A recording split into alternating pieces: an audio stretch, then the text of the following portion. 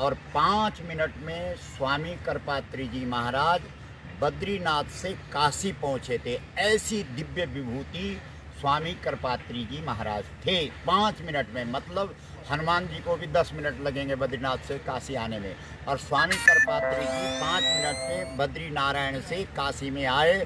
सनातन के पक्ष को रखा, और जो पक्ष ठीक से नहीं रखा जा रहा था, फिर स्वामी करपात्री जी ने उस सारे पक्ष को ठीक से रखा और सनातन की ध्वजा को लहराया। ऐसी जो दिव्य विभूति इस देश में, जिन्होंने गौ तत्व को समझना इतना सरल नहीं है। हर व्यक्ति गाय को समझ नहीं सकता है। हमारे यहाँ अथर्ववेद का मंत्र कह रहा है कि देवीं वाचम अजनयंत देवाः, उस देवी को जानो अजनयंत देवाः, जिससे संपूर्ण देवताओं का सर्जन होता है, निर्माण होता है, प्राकट्य होता है। ताम विश्वरूपः पशवो वदन्ति। सबसे बड़ी भूल ये हो गई है कि वहाँ जो प्रकृति स्वरूपा है, गौ माता है, उसको पशवो वदन्ति ही। ये जो पशवो शब्द है ये बहुवचन है। जो पशु बन गए हैं वो गाय को पशु बोलते हैं, अर्थात जिनके अंदर पशुता आ गई है वही गाय को पशु बोलते हैं। पशवो न गावा, गाय पशु नहीं है। ताम विश्वरूपः पशवो वदन्ति सा नः, वह जो भगवती जगदम्बा गौ माता है वह हमको मंद्रेश मूर्धम दुहाना। जब मंद्राचल पहाड़ को समुद्र में डाला गया और समुद्र मंथन हुआ तो ऊर्जा रूप में वह भगवती जगदम्बा हमको प्राप्त हुई। धेनु, वह जो गौ माता है वह हमको प्राप्त हुई। सा, उस देवी को, उसकी हमको उपासना करनी चाहिए, ये हमारा अथर्ववेद कह रहा है। और हम जो सनातनी लोग हैं, हमारा जो परिचय जगत के अंदर है, हम जब पूजा में बैठते हैं, जप में बैठते हैं, तप में बैठते हैं, यज्ञ में बैठते हैं, दान में बैठते हैं, तीर्थ में बैठते हैं, व्रत में बैठते हैं, कथा में बैठते हैं, कीर्तन में बैठते हैं, तो हमारा जो परिचय पूछा जाता है वो गोत्र से पूछा जाता है। लेकिन हम समझ नहीं पाए कि गोत्र शब्द से किमर्थम वर्तते, गोत्र शब्द का क्या अर्थ है।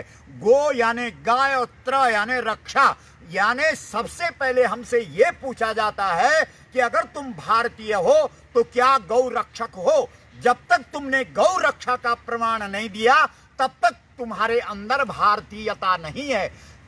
महाभारत के अंदर जब दुर्योधन भारत को और धर्म को खोज रहा है तो उसे पता नहीं लग रहा है कि धर्म कहाँ है और भारत कहाँ है। भारत शब्द यहाँ पर द्वयर्थक है, एक भारत जो अर्जुन है और एक भारत जो एक राष्ट्र है। तो वो ढूंढ रहा है कि भारत कहाँ है। तब वो भीष्म के पास जाता है, भीष्म दादा के पास, और भीष्म दादा के पास जाकर के कहता है कि दादा मुझे पता नहीं लग रहा है कि धर्म कहाँ है, यानी धर्मराज युधिष्ठिर कहाँ है, और भारत कहाँ है, यानी अर्जुन कहाँ है, यानी राष्ट्र कहाँ है, भारत कहाँ है। तो तब जो भीष्म दादा हैं वो कहते हैं गावस्य बहुलास्तत्र न कृशा न च दुर्बला। जहाँ गाय होगी वही धर्म होगा और वही भारत होगा। इस बात को आज ये देश भूल गया है, इसलिए इसकी दुर्दशा हो रही है। हमारे भारत की जो पहचान है वो गाय है, और जहाँ गाय है वहीं भारत है, और जहाँ गाय है वहीं धर्म है। हमारे सनातन धर्म में जो 14 सत्कर्म माने गए हैं, पूजा, पाठ, जप, तप, यज्ञ, दान, तीर्थ, व्रत, श्राद्ध, पिंड, तर्पण, कथा, कीर्तन, योग, ये जो 14 सत्कर्म है, इन 14 सत्कर्मों को बिना गाय के पूरा नहीं किया जा सकता। कोई भी आप सत्कर्म उठाओ, गाय अनिवार्य है। इसलिए जब तक इस देश के अंदर गौ की प्रतिष्ठा नहीं है, गावः प्रतिष्ठा भूतानाम, तब तक ये भारत है ही नहीं। जैसे कल पूज्य स्वामी जी ने अपने जो उद्बोधन था उसमें कहा था कि भाई भारत है, ये भारतवर्ष है। इंडिया जो नाम दिया वो अंग्रेजों ने दिया, और जो मुगल लोग इस देश के अंदर आए उन्होंने हिंदुस्तान नाम दिया। मूल रूप से इस देश का नाम भारत है। और भारतस्य प्रतिष्ठे द्वय संस्कृतम संस्कृतिस तथा, भारत की जो प्रतिष्ठा है वो संस्कृत और संस्कृति है। वास्तव में गौ और गंगा गोस्वामी तुलसीदास जी ने रामचरितमानस के अंदर इस बात को भविष्य पुराण के आधार पर लिया कि धन्य देश जहां बहा सुरसरी, भारतवर्ष तभी तक धन्य रहेगा। जब लोगों ने पूछा कि भारत का भविष्य कथन कीजिए, तो गोस्वामी तुलसीदास जी ने कहा धन्य देश जहां बहा सुरसरी। जब तक इस देश के अंदर देवत्व का जो प्रवाह प्रवाहित कर रही है वो गंगा है, और देवत्व का जो सर्जन कर रही है वो गौ है, जब तक ये दो देवियां इस देश के अंदर है तभी तक ये भारत है। और हम सब आज पवित्र सानिध्य में, पूज्य स्वामी जी के पावन सानिध्य में यहाँ पर उस दिव्य महापुरुष जो साक्षात सरस्वती के भरत पुत्र थे और जिन्होंने सनातन की ध्वजा को इस संपूर्ण ब्रह्मांड में लहराया, उन पूज्य स्वामी जी के आगे यहाँ पर नतमस्तक हैं। और श्रद्धांजलि देने का सीधा सा मतलब है कि हम जो आपने हमको मार्ग प्रशस्त किया है, जो मार्ग बताया, हम उस मार्ग पर चलेंगे और अंतिम श्वास तक जो आपका बताया हुआ मार्ग है उसको पूरा करने के लिए अपना सर्वस्व समर्पित कर देंगे। इसी भावना के साथ पूज्य स्वामी जी की गौ माता, राष्ट्र माता, गौ माता, राष्ट्र माता, गौ माता, राष्ट्र माता, माँ।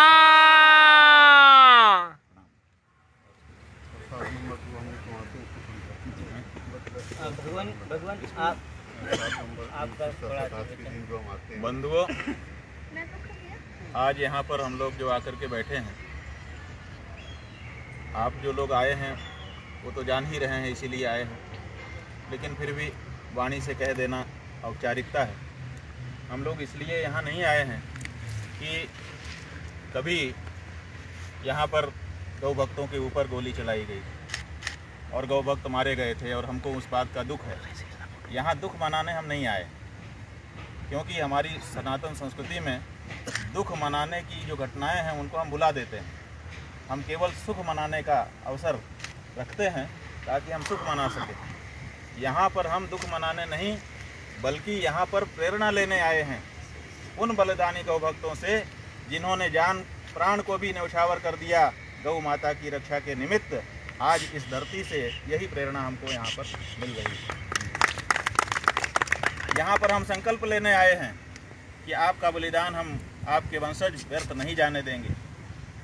आपने जो संघर्ष आरंभ किया था, कई वर्ष भले बीत गए, राजनेताओं ने आश्वासन दिया कि हम आपकी बात को किसी संसद से पास करवा देंगे। हम लोग उन पर भरोसा करते रहे, लेकिन एक बार, दो बार, तीन बार कितना तक भरोसा करें। अंततः अब 75 साल होने जा रहा है भारत की आज़ादी को, और 55 साल होने जा रहा है इस घटना को जब यहाँ पर गौ भक्तों का रक्त गिरा था। देश में गाय माता का रक्त गिर रहा है, संसद की धरती पर गौ भक्तों का रक्त गिर चुका है, लेकिन अभी भी देश की सरकार ये नहीं समझ रही है कि गाय का क्या महत्व है। तो उस महत्व को निरूपित करने के लिए पुनः हम सबको किसी न किसी रूप में तैयार होना पड़ेगा। तो आज हम यहाँ पर एक संकल्प लेने के लिए, प्रेरणा प्राप्त करने के लिए आए हैं, और हम संकल्प लेते हैं कि हम इस बात को जनता के सामने रखेंगे कि भारत माता की जय चारों तरफ जो बोली जा रही है वो भारत माता कौन है। देखिए, हमारे यहाँ दुर्गा माता, दुर्गा जी का चरित्र मार्कंडेय पुराण में लिखा हुआ है। दुर्गा पाठ आप लोग करते हैं कि दुर्गा जी का आविर्भाव कैसे हुआ, उनका चरित्र क्या था, किस किस दैत्य का उन्होंने वध किया। हमारे दूसरे देवी देवता भी हैं, उनका भी कृष्ण भगवान जन्मे मथुरा में, वसुदेव देवकी के यहाँ, कंस को मारा, रामायण गीता कही, ये सब उनका चरित्र है। इसी तरह से भारत माता की जय आप बोल रहे हो और बुलवाने के लिए ज़बरदस्ती भी करवा रहे हो कुछ लोगों से। ठीक है, भारत माता कौन है ये बता दो। अगर अभी किसी से पूछो जो भारत माता की जय बुलवाने के लिए बहुत दृढ़ता से कार्य कर रहा है तो शायद ठीक से नहीं बता पाएगा। भारत माता का आविर्भाव कहाँ हुआ, कौन उनके माता पिता थे, क्या उनका चरित्र है कहीं कोई बात? असल में सब भ्रम में है। भारत माता कोई दूसरा नहीं है, ये गाय ही भारत माता है। कैसे? इसलिए कि आप कोई भी पुराण उठा करके देखिए, जब अत्याचार बढ़ता है तो धरती के ऊपर भार हो जाता है, बोझ हो जाता है। धरती भाराक्रांत होकर के ब्रह्मा जी के सामने जाती है और जा करके पुकार लगाती है कि हमारे ऊपर भार हो रहा है, आप इस भूभार को हटाइए। और भूभार को हटाने के लिए, प्रार्थना करने के लिए ये धरती कौन सा रूप धारण करके जाती है? तो कहना होगा कि वो गाय का रूप धारण करके धरती जाती है, इसीलिए गाय ही धरती माता है। इसलिए हम नारा लगा रहे हैं गौ माता, तो आप कहेंगे भारत माता। नहीं, हम कहेंगे भारत माता, तो आप बताइए कि भारत माता माने गौ माता। और फिर जब हम कहें गौ माता तो आप कहिए कि अब उसको राष्ट्र माता कहने की आवश्यकता है। भारत माता, गौ माता, भारत माता, गौ माता, गौ माता, भारत माता, गौ माता, राष्ट्र माता, भारत माता, गौ माता, गौ माता, राष्ट्र माता। ठीक है, आप लोगों के मन में बात स्पष्ट हो गई। ये स्थान वो स्थान है जहाँ पर इसी संसद की दीवारों के पीछे से पुलिस की गोलियां चली थी। इंदिरा गांधी उस समय प्रधानमंत्री थी, गुलजारी लाल नंदा जी गृह मंत्री थे। बाद में गुलजारी लाल नंदा जी का वक्तव्य आया था कि मुझसे भी परामर्श नहीं किया गया था, सीधे प्रधानमंत्री के स्तर से गोलीबारी का आदेश कर दिया गया था। यहाँ का जो थाना है पार्लियामेंट का, उस थाने के कागजों का हम लोगों ने मुआयना करवाया। उसमें दर्ज है 7 लोगों का नाम, कि 7 लोग यहाँ पर मारे गए थे। वैसे तो जो कहानियाँ हैं उसमें कहा जाता है कि अनेक लोग मारे गए, लेकिन सरकारी आंकड़े हमारे देश में यही कहते हैं कि जो असली फिगर होता है उसको छिपा करके सरकारी आंकड़े कुछ बनाए जाते हैं। तो जो 7 हैं, आज कम से कम उन 7 का नाम हमको पता होना चाहिए था जब हम यहाँ आए। हमारा दुर्भाग्य है कि हमने कई गौ भक्तों से, कई संस्थाओं से पूछा भी कि आप बताइए कि वो 7 कौन लोग थे जिनका रक्त यहाँ पर गिरा था, जिनका प्राण यहाँ छूटा था गौ माता की रक्षा के निमित्त। उन 7 लोगों का नाम बताने के लिए कोई तैयार नहीं है। हम लोगों ने थाने में मुआयने के लिए अर्जी दी हुई है। कागज पुराने हैं और उर्दू लिपि में लिखे गए हैं, तो जल्दी ही उसका तर्जुमा, अनुवाद हम लोग करवाएंगे और वो 7 नाम प्रकाशित करेंगे कि ये 7 वीर थे जिन्होंने संसद के सामने रिकॉर्ड पर, ऑन रिकॉर्ड, अपने प्राण बलिदान किए थे। और वही 7 हमारे प्रेरणा के पुंज होंगे। जैसे गुरु गोविंद सिंह जी ने जब हिंदू धर्म की रक्षा का बीड़ा उठाया तो उन्होंने समाज से कहा कि बलिदान की आवश्यकता है, देवी बलिदान मांगती है। तो 5 लोग सामने आए थे और गुरु गोविंद सिंह जी ने कह दिया था कि यही 5 मुझे प्यारे हैं, बाकी नहीं।